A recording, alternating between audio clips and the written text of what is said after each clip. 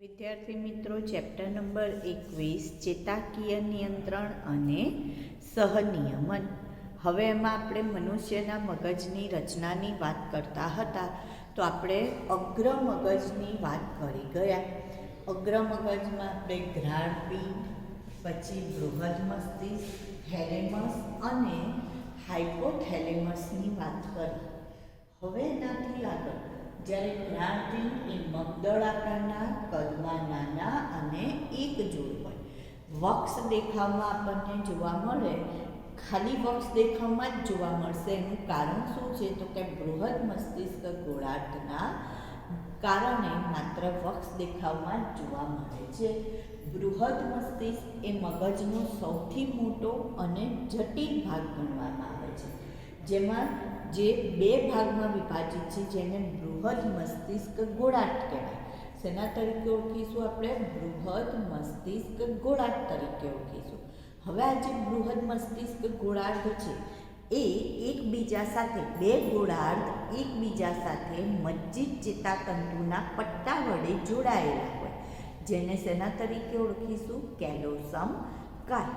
તો કેલોસમ કાયનું સ્થાન અને કાર્ય જણાવો. તો ક્યાં આવેલું હોય કેલોસમ કાય? તો કે કેલોસમ કાય એ બૃહદ મસ્તિષ્કના બે બૃહદ મસ્તિષ્ક ગોળાર્ધને જોડતા મજ્જિત ચેતાતંતુના પટ્ટા સ્વરૂપે આવેલું હોય છે. એનું સ્થાન થયું.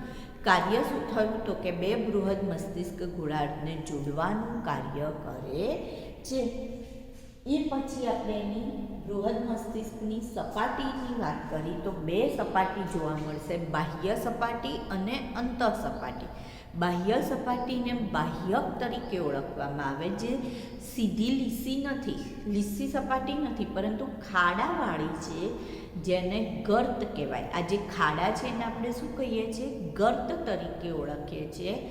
અને એમાં જુદા જુદા કેન્દ્ર આવેલા હોય છે, પ્રેરક અને સંવેદી પ્રકારના કેન્દ્ર, જે બધી ક્રિયાઓનું શું કરે છે? તો કે નિયમન કરનારા કેન્દ્ર હોય. અગ્ર કપાલી, મધ્ય કપાલી, પશ્ચ કપાલી, શંખક, જેમાં જુદી જુદી પ્રક્રિયાઓનું નિયમન કરતા કેન્દ્ર હોય. જે બાહ્યક છે એ ભૂખરા દ્રવ્યનું બનેલું છે, જ્યારે અંતઃસપાટી છે એ શ્વેત દ્રવ્યની બનેલી છે. અને કેવી હોય છે? તો કે અપારદર્શક હોય છે.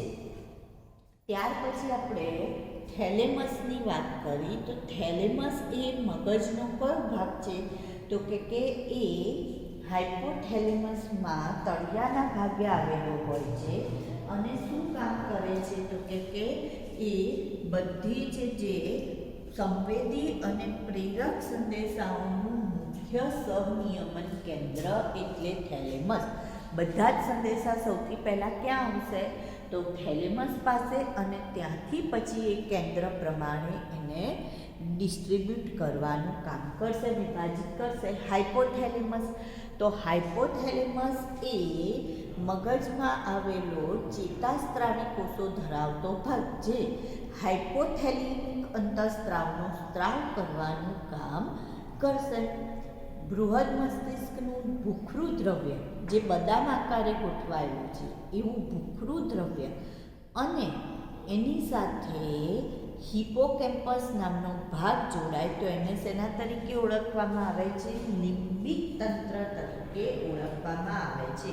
અને આ જે લિમ્બિક તંત્ર છે એ અને હાઇપોથેલેમસ એકબીજા સાથે જોડાય તો જુદી જુદી ક્રિયાઓ છે, જેમ કે સંવેદી લગતી ક્રિયાઓ છે, લાગણીઓને લગતી ક્રિયાઓ છે, એવી ક્રિયાઓનું નિયમન કરવાનું કામ કરશે. તો આ આપણે કયા ભાગની વાત કરી? અગ્ર મગજની વાત કરી. હવે આપણે વાત કરીએ છીએ મધ્ય મગજ. અને જો મગજની આકૃતિની આપણે વાત કરીએ તે પણ એકવાર આપણે દોરી જઈએ.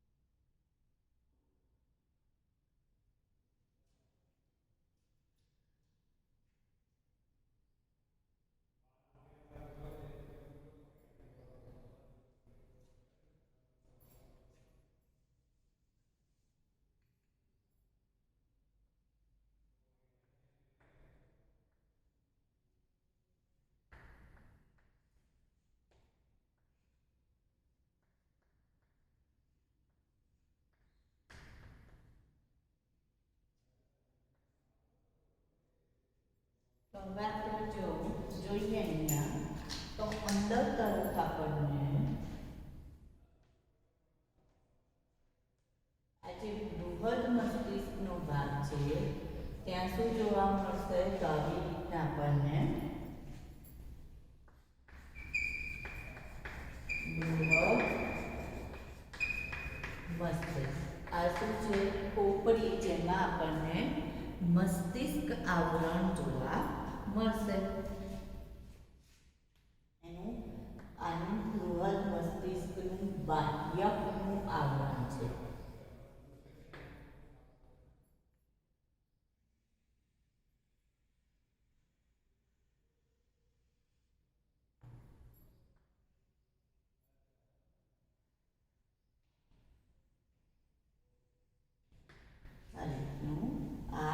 બૃહદ મસ્તિષ્કનું બાહ્યક છે એમાં આપણને ગર્ત જોવા મળશે આ કયો ભાગ છે તો કે પિટ્યુટરી ગ્રંથિનો ભાગ છે કઈ ગ્રંથિ છે પિટ્યુટરી ગ્રંથિ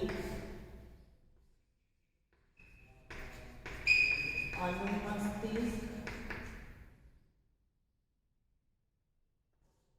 લંબમજ્જા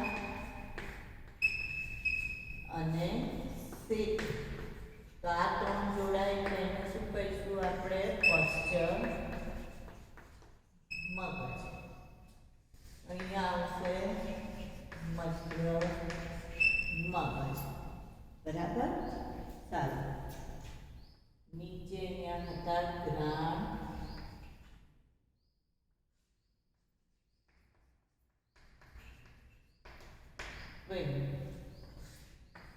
hypothalamus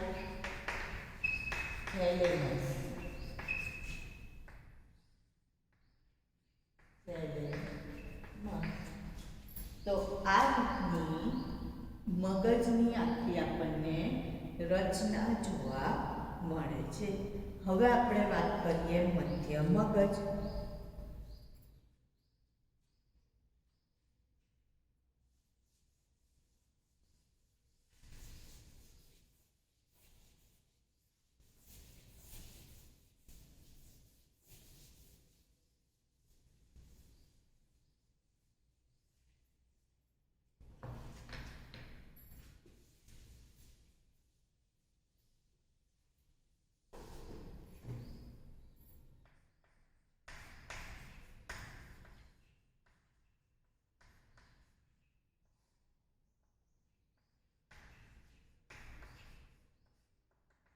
તો જો મધ્ય મગજના સ્થાનની વાત કરીએ તો ક્યાં આવેલું હોય તો અગ્ર મગજ અને પશ્ચ મગજની વચ્ચે ક્યાં હોય અગ્ર અને પશ્ચની વચ્ચે તો એ તો બધાને ખબર છે પણ હવે અગ્ર મગજનો જે થેલેમસ અથવા હાઇપોથેલેમસ છે એ અને પશ્ચ મગજ છે એના સેતુની વચ્ચે આવેલું હોય છે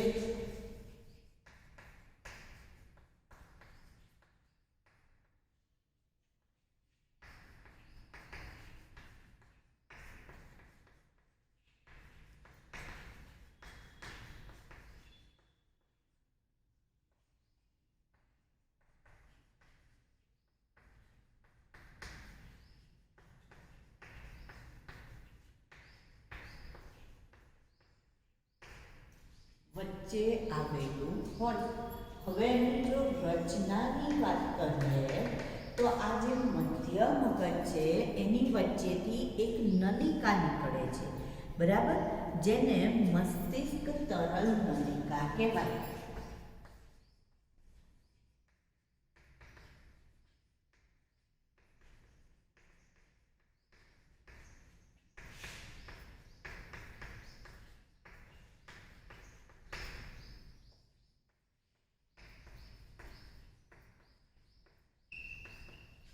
મધ્ય મગજમાંથી શું પસાર થાય છે તો કે મસ્તિષ્ક તરલ નલિકા પસાર થાય છે મધ્ય મગજમાંથી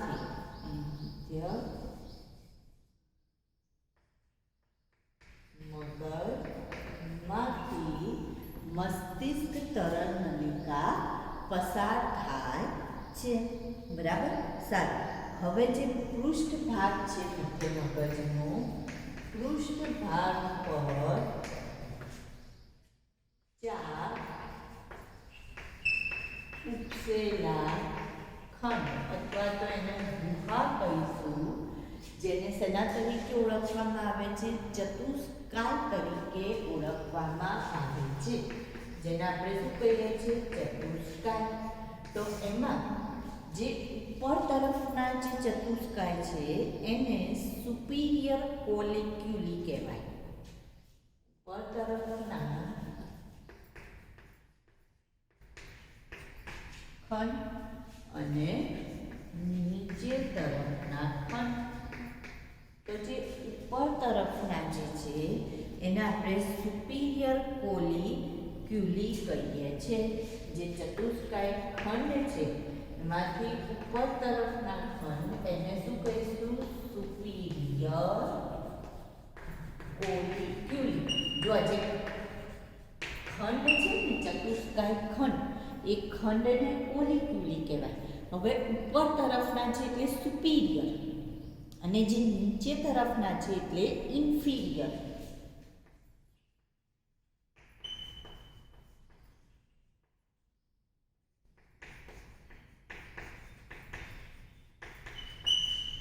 નીચે તરફનાને શેના તરીકે ઓળખીશું? ઇન્ફિરિયર કોલિક્યુલી તરીકે ઓળખવામાં આવે છે.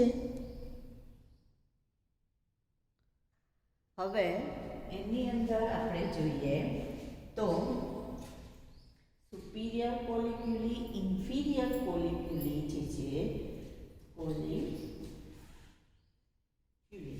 તો જે સુપીરિયર છે એ કોની સાથે સંકળાયેલા છે? તો કે આંખ અને શીર્ષના સ્નાયુના ઉર્મિવેગ ગ્રહણ કરતા. કોના કોના કયા ભાગના? આંખ અને શીર્ષના સ્નાયુ ના ઉર્મિવેગ. બરાબર. જ્યારે જે ઇન્ફિરિયર કોલિક્યુલી છે એ કાન અને શીર્ષના સ્નાયુના કાન અને શીર્ષના સ્નાયુના ઉર્મિવેગ ગ્રહણ કરવાનું કામ કરશે.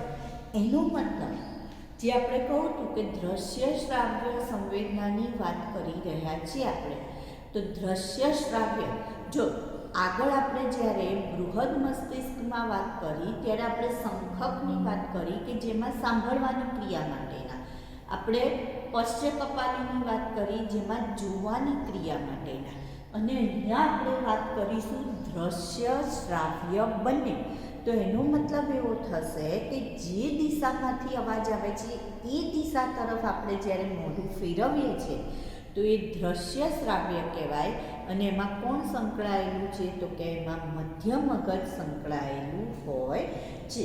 તો એનો જે ચતુષ્કાય ખંડ છે એમાં ઉપર તરફના જે ખંડ છે એને સુપીરિયર અને નીચે તરફનાને આપણે ઇન્ફિરિયર કહીએ છીએ, જેમાંથી સુપીરિયર આંખ અને શીર્ષના સ્નાયુ ધરાવે છે અને ઇન્ફિરિયર એટલે એ ઉર્મિવેગોનું ગ્રહણ કરવાનું, અને ઇન્ફિરિયર કાન અને શીર્ષના સ્નાયુના ઉર્મિવેગ ગ્રહણ કરશે. હવે આ જે મધ્ય મગજ છે એ અને પશ્ચિમ મગજ બંને જ્યારે એકબીજા સાથે જોડાય છે તો એ રચનાને આપણે બ્રેઇન સ્ટેમ અથવા મસ્તિષ્ક સ્તંભ તરીકે ઓળખીએ છીએ. મધ્ય મગજ અને પશ્ચિમ મગજ જોડાય તો એ રચનાને શેના તરીકે ઓળખવામાં આવે છે? મસ્તિષ્ક સ્તંભ તરીકે ઓળખવામાં આવે છે, જેને શું કહેવાય છે? બ્રેઇન સ્ટેમ તરીકે ઓળખવામાં આવે છે. મસ્તિષ્ક સ્તંભ શેના તરીકે ઓળખીશું આપણે? મસ્તિષ્ક સ્તંભ તરીકે ઓળખીએ છીએ, અથવા તો એને કહેવાય બ્રેઇન સ્ટેમ. બ્રેઇન સ્ટેમ તરીકે પણ આપણે ઓળખીએ છીએ. ત્યાર પછી હવે કયો ભાગ આવશે? પશ્ચિમ મગજ.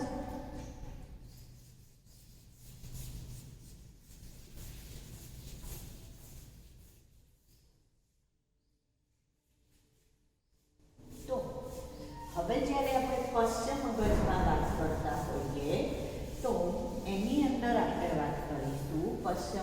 મગજમાં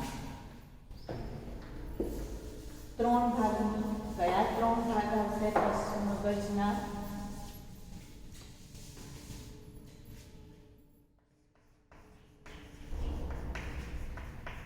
જો પશ્ચ મગજને નાના મગજ તરીકે પણ ઓળખવામાં આવે છે. શેના તરીકે ઓળખીશું? નાના મગજ તરીકે. એમાં 3 ભાગનો સમાવેશ થાય છે: સેતુ, અનુમસ્તિષ્ક અને લંબમજ્જા. પહેલી વાત આપણે કરીએ સેતુની. તો સેતુને બીજા કયા નામથી ઓળખીએ છીએ? આપણે પોન્સ તરીકે ઓળખીએ જે શેના તરીકે ઓળખીશું? પોન્સ તરીકે. હવે એનું કામ શું છે આ પોન્સનું? તો કે એનું કામ છે લંબમજ્જા અને અનુમસ્તિષ્ક બેને જોડવાનું કામ કરે છે, એટલે એને સેતુ કહેવાય. જોડે એટલે એને શેના તરીકે ઓળખીએ આપણે? સેતુ, બ્રિજ, પુલ. અથવા એને બીજું શું નામ આપેલું છે? પોન્સ તરીકે એને ઓળખવામાં આવે છે. હવે આ મગજના વિવિધ ભાગોને જોડતો તંતુ છે એવું પણ આપણે કહી શકીએ. મગજના વિવિધ ભાગોને જોડતા તંતુ તરીકે પણ એને આપણે ઓળખી શકીએ છીએ. અને એનો આકાર કેવો છે? તો કે અંડાકાર રચના છે. કેવા આકારની રચના છે? અંડાકાર. હવે એનું કાર્ય જો આપણે જોઈએ, પહેલાં આપણે એમ કહ્યું કે મગજના વિવિધ ભાગોને જોડતા તંતુ તરીકે કોને ઓળખીએ છીએ આપણે? સેતુ અથવા પોન્સને ઓળખીએ છીએ. હવે એની રચનામાં આપણે જોઈએ, અંડાકાર આકાર છે અને રચના એની એટલે અંડાકાર કહીશું. જો એનું કાર્ય જોઈએ તો પહેલું કાર્ય આપણે શું કરવું? કોને જોડવાનું કામ કરે છે? તો મગજના વિવિધ ભાગોને તો જોડે જ છે. તો એમાં કયો ભાગ આવે છે? તો કે લંબમજ્જા અને અનુમસ્તિષ્કને જોડવાનું કામ કરે છે. બીજું, જ્યારે આપણે શ્વાસોશ્વાસવાળું ચેપ્ટર ભણી ગયા ત્યારે આપણે કહું હતું કે સેતુમાં શ્વાસ અનુચલન કેન્દ્ર આવેલું હોય છે. તો આ જે શ્વાસ ચાલક કેન્દ્ર જે છે એ કેન્દ્ર દ્વારા શ્વાસોશ્વાસની ક્રિયાનું નિયમન કરશે. શ્વાસ ચાલક કેન્દ્ર દ્વારા સેતુ શું કરશે? શ્વાસોચ્છ્વાસની ક્રિયાનું નિયમન. તો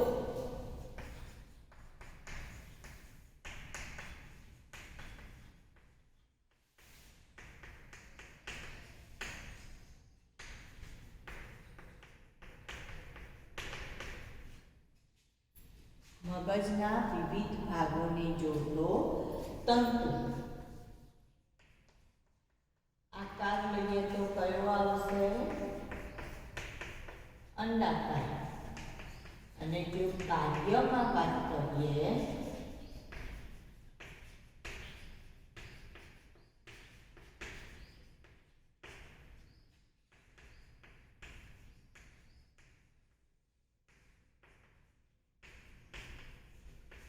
તો કોને જોડે છે? અનુમસ્તિષ્ક અને લંબમજ્જાને જોડે છે. અને શ્વાસ ચાલક કેન્દ્ર દ્વારા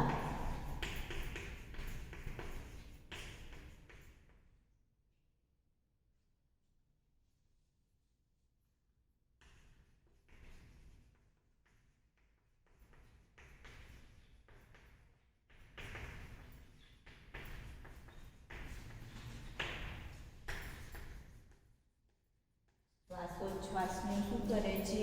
નિયમન કરવાનું કામ કોણ કરશે? સેતુ કરશે. હવે એના પછી મધ્ય મગજની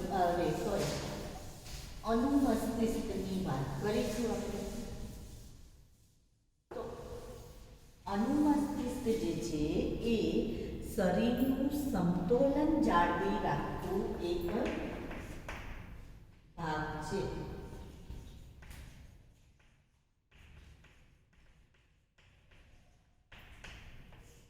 અનુમસ્તિષ્ક. તો જે અનુમસ્તિષ્ક છે એને આપણે શેના તરીકે ઓળખીએ છીએ? નાના મગજ તરીકે ઓળખીએ છીએ.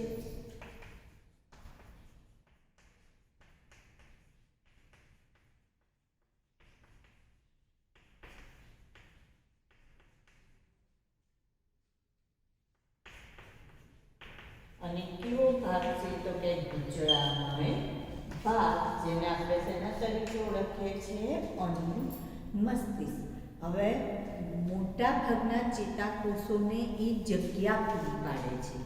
મોટા ભાગના ઘણા બધા ચેતાકોષોને વધારાની જગ્યા પૂરી પાડવાનું કાર્ય કરશે.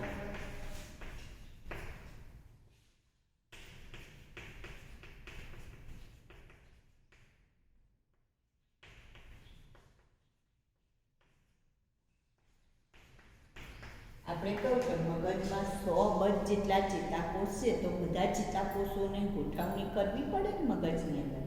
તો ઘણા બધા ચેતાકોષોને જે જગ્યા ના મળતી હોય તો એ ક્યાં ગોઠવાઈ જાય છે? તો કે આ જે ગુંચળામય રચના છે, એટલે એની અંદર એ ગુંચળાઓમાં વચ્ચે વચ્ચે ચેતાકોષો ગોઠવાઈ જતા હોય છે. જો ગુંચળું સીધું કરીએ તો બહુ મોટો વિસ્તાર થઈ જતો હોય છે, એટલે સંકોચન ગોઠવાયેલો ભાગ છે. એટલે ઘણા ચેતાકોષોને જગ્યા પૂરી પાડવાનું કામ કરશે. સાથે સાથે આપણે જે ચાલતી દોડતી વખતે શરીરનું સમતોલન જાળવે છે.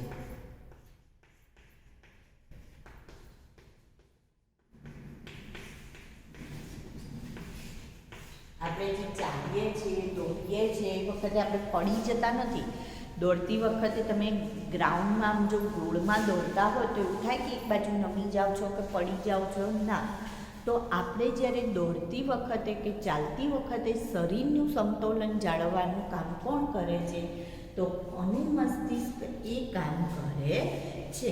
હવે જો કોઈ વ્યક્તિ વધારે પડતા દારૂનું વ્યસન કરે, જો વધારે પડતો દારૂ પી લે, તો એવા વખતે એના અનુમસ્તિષ્ક ઉપર અસર થાય છે. કોઈ વ્યક્તિ જ્યારે વધારે પડતું દારૂ સેવન કરે તો એના અનુમસ્તિષ્ક ઉપર અસર થાય અને એના કારણે વ્યક્તિ સીધી નથી ચાલી શકતી, પણ લથડિયા ખાતી હોય છે.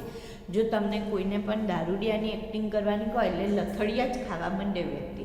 કેમ? કારણ કે એના અનુમસ્તિષ્ક ઉપર અસર થઈ, એટલે સીધું વ્યવસ્થિત સમતોલિત ચાલી શકતી નથી. બરાબર? ત્યાર પછી છેલ્લે આવશે હવે લંબ મજ્જા.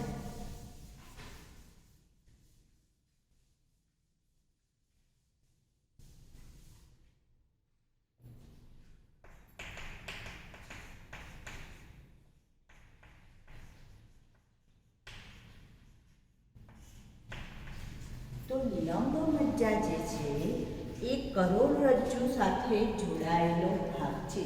એટલે મગજનો સૌથી છેલ્લો ભાગ જે ક્યાં ખુલે છે? તો કે કરોડરજ્જુમાં જ ખુલે છે. તો મધ્યસ્થ ચેતાતંત્રમાં મગજનો સૌથી છેલ્લો ભાગ એટલે લંબ મજ્જા, અને એ કરોડરજ્જુને અને મગજને જોડવાનું કામ કરતો એક સેતુ કહી શકીએ આપણે. બરાબર? તો મગજ અને કરોડરજ્જુને જોડતો ભાગ એટલે પણ લંબ મજ્જા કહી શકાય. એનો આકાર જે છે એ પિરામિડ આકાર હોય. કેવા આકારનો હોય છે? તો કે પિરામિડ આકારનો હોય છે, અને એમાં ઘણી બધી ક્રિયાઓનું નિર્માણ થતું હોય છે. એના માટેના કેન્દ્ર આવેલા છે.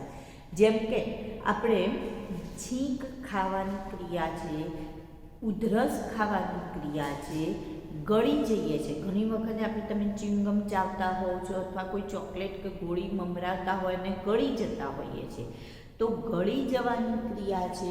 ખોરાક જોઈએ છે, કેટલીક વખતે ભાવતો ખોરાક જોઈએ અને મોઢામાંથી આપોઆપ લાળનો સ્ત્રાવ થવો અથવા લાળરસ ઉત્પન્ન થવો, તો એ જે પ્રક્રિયા છે. શ્વાસોશ્વાસની ક્રિયા છે. હૃદયના ધબકારા, કેટલીક વખતે કંઈક એવું ભયાનક દ્રશ્ય જોઈએ તો હૃદયના ધબકારા એકદમ વધી જતા હોય છે. તો એ જે સ્પંદનો છે એના માટે રુધિરના દબાણ, રુધિર વાહિનીમાં જે રુધિર વહેતું હોય તો એના દબાણ માટે પણ આ લંબ મજ્જા કાર્ય કરે છે. તો લંબ મજ્જા પણ બહુ અગત્યનો ભાગ છે. તો શરીરની જે ઐચ્છિક ક્રિયાઓ અને પરાવર્તિત ક્રિયાઓ છે એ બધી ક્રિયાઓને અને અનૈચ્છિક ક્રિયાઓ, એ બધી ક્રિયાઓનું નિયમન કરતા કેન્દ્ર ક્યાં આવેલા છે? તો કે લંબ મજ્જામાં આવેલા હોય છે. તો લંબમજ્જા ક્યાં ખુલે છે તો કે કરોડરજ્જુમાં ખુલે છે. કેવો આકાર ધરાવે છે? પિરામિડ આકાર. કેવો આકાર ધરાવે છે? પિરામિડ આકાર. હવે એમાં એનું કાર્ય જોઈએ તો કે શરીરની અનૈચ્છિક ક્રિયાઓનું નિયમન કરે છે, સાથે સાથે શરીરમાં થતી પરાવર્તિત ક્રિયાઓનું પણ નિયમન કરે છે.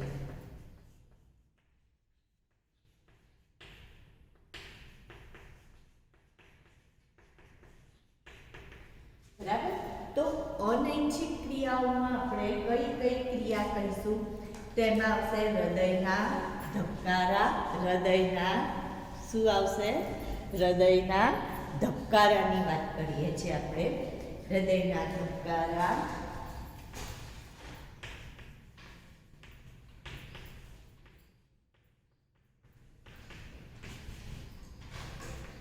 શ્વસનની પ્રક્રિયા.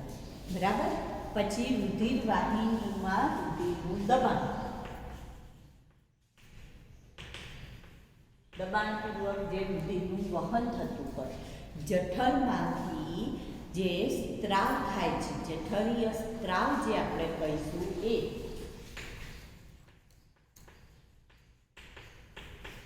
જઠરીય સ્ત્રાવ માટે, બરાબર, જઠરીય સ્ત્રાવ માટે જવાબદાર છે.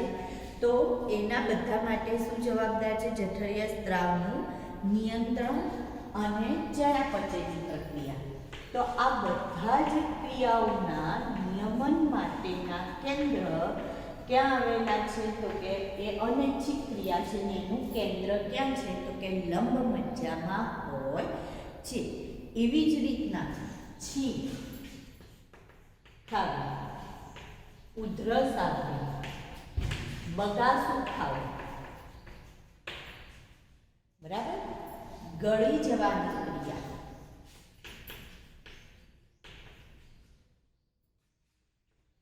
લાળનો સ્ત્રાવ, લાળ રસનો સ્ત્રાવ, કોઈ સારો ખોરાક જુઓ, મનપસંદ ખોરાક જુઓ અને લાળનો સ્ત્રાવ થવો, તો આ બધી ક્રિયાઓનું નિયમન કરતું કેન્દ્ર ક્યાં આવેલું હોય છે તો કે લંબમજ્જામાં આવેલું છે.